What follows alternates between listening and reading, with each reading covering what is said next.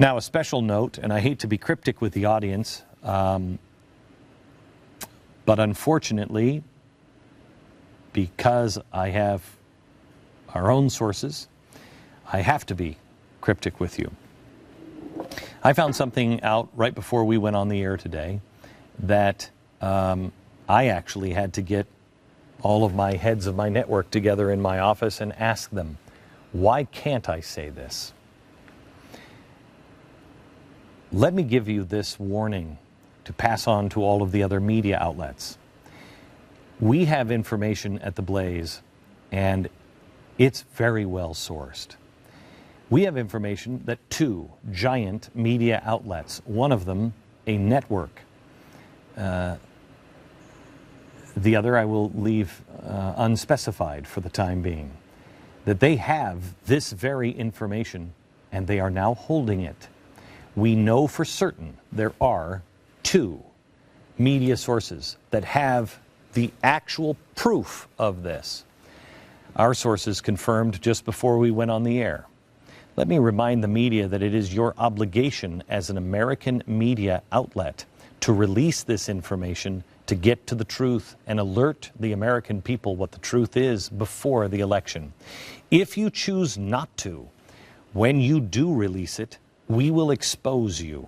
We know who you are, we know what you have, and we will expose you for playing political games with crucial American information. I ain't bluffing. Now, yesterday the president had the stones to stand in front of the American people with a straight face and say he will not leave anyone behind. Well, let me quote Joe Biden.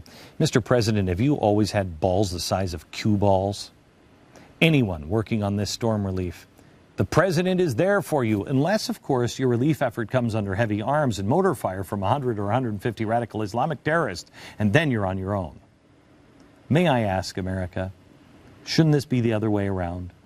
I mean, I can handle distributing water bottles and basic supplies to people in need. We had 2 trucks with Mercury1.org ready to go on Saturday. Ready to go. We can do that. I'm not all that good at killing terrorists, are you? Because I don't have that one down. Maybe the government should focus on killing the terrorists, and we can take care of the storm supplies. This is a disgrace. And the storm is providing cover for this administration, and the media is complicit. And so apparently is Facebook. Oh yes, Facebook, which everybody is on and everybody loves. Warning, be careful.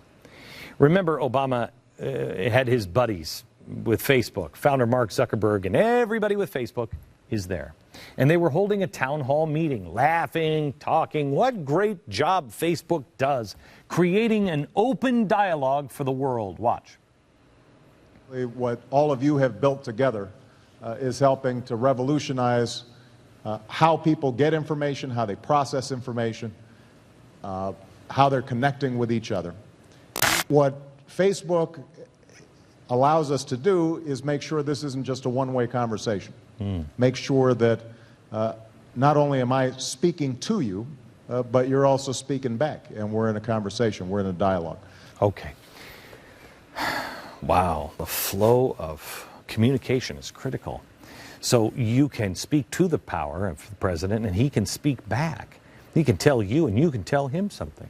Wow, revolutionize it. So may I ask Facebook, why did you take down this post by Special Operations Speaks PAC, SOS? SOS is a community of those who served in special operation units in all branches of our armed services. The picture immediately went viral and got hundreds of thousands of views in hours. And then Facebook sent them a warning and said, you have to take this down, citing a violation of Facebook's rights and responsibility statement, although no specifics on which part of that statement SOS violated. SOS reposted the graphic along with the message sent by them by Facebook. Within hours, it was taken down again, and the account was suspended for 24 hours. Update.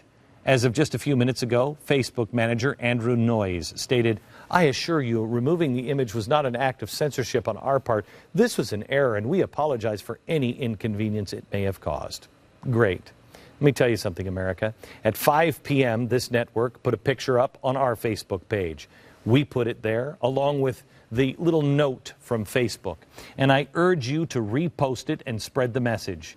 After all, by doing this, all we're doing is helping to revolutionize how people get information and speak the truth to power. Let's see if it accidentally gets taken down again. Apparently, two-way communication is only valuable when it makes Obama look more presidential. I can't think of a higher violation of free speech than to silence the very men and women who have put themselves in harm's way in order to preserve and protect our very right to have free speech. The people who handed Obama his only noteworthy achievement in his first term, killing Osama bin Laden, their criticisms of this president are considered offensive. But this on Facebook is not offensive. Kill Romney. This on Facebook was left there for weeks. But a criticism of Obama from our special ops community, just to say, hey, he let us die, that was taken down. This is fine. Obama's reaction to Benghazi is impeachable and possibly criminal, and the press and others are complicit because they are aiding and abetting by covering the tracks and moving on to the storm or God knows what.